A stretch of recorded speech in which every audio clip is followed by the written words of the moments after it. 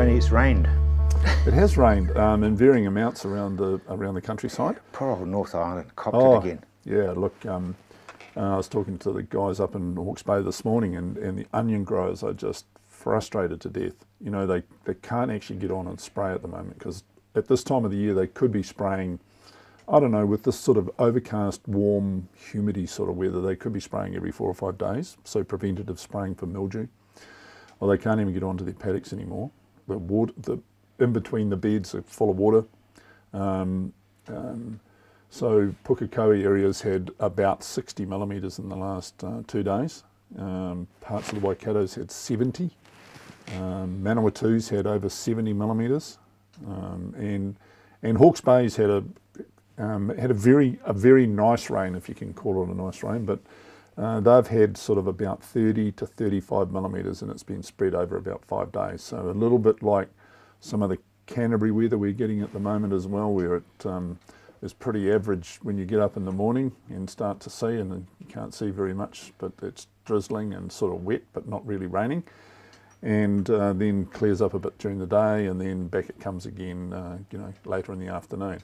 So parts of the North Island have had some excellent rainfalls, a bit too much in some places. You know, the Coromandel, you don't even want to talk about rain. Yeah, we don't want to talk about the Coromandel in the eastern part of Bay of Plenty either. In Gisborne, the Poverty Bay Flats, they're wet enough as it is most of the time, but they are very, very wet at the moment. We could do with a little more in North Canterbury. We haven't had heaps of rain in North Canterbury, but what has arrived there has been really good soaking, low intensity rainfall, so it is of benefit to them as well. So we don't throw any switches? No, I went to a field day last week down below Waimati, and I was really surprised at the number of irrigators that were going. I wouldn't have been surprised if the rotational type irrigators were going. So your rotorainers and turbo rains and your K-lines and those sorts of things. But the one thing that centre pivots have done has made people really lazy when it comes to irrigating. It's so easy these days to turn it on remotely. You could be on holiday in the United States actually and turn your irrigator on just because somebody's heard that the neighbour's irrigating. And that certainly was the case last week when I went to this field day. We went down the road and there were a few irrigators going. By the time we came back up the road, clearly they'd come back from town or wherever they were, and the neighbour was irrigating, so it's a hell of a good reason to get your system going as well. Water uses weren't that high, deficits weren't that high, and now we've got zero water use at all. All of the demand to transpire or evaporate water is taken up with the little bits of drizzle that we're getting every morning and getting everything wet. So there shouldn't be an irrigator going anywhere in Canterbury at the moment.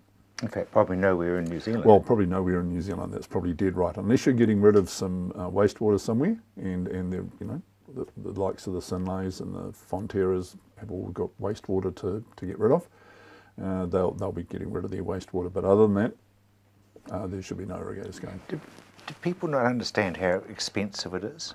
Yeah, I still think, at the end of the day, the marginal cost of water is too low. Yeah, but the power cost isn't all that low. I know. I mean, I know exactly where you're coming from, but in terms of cost per millimetre of water to put on the ground, it clearly is not, that marginal cost is clearly not great enough to deter them from irrigating when they don't have to irrigate. Yeah. Okay.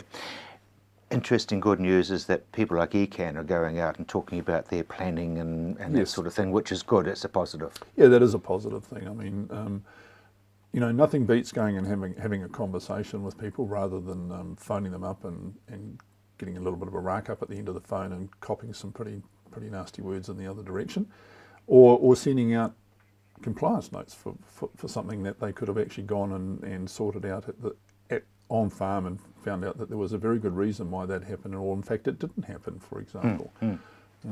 We have lots of cases where we get stray electricity flying around the place. It could be a lack of a decent earth in a dairy shed, for example, and we get spikes in a water meter. And that's not a non-compliance. They're not pumping any water, and it's because we've got stray electricity. We can't find the source of it. So those are the sorts of things that you need to have discussions about, and it's really important that they are had.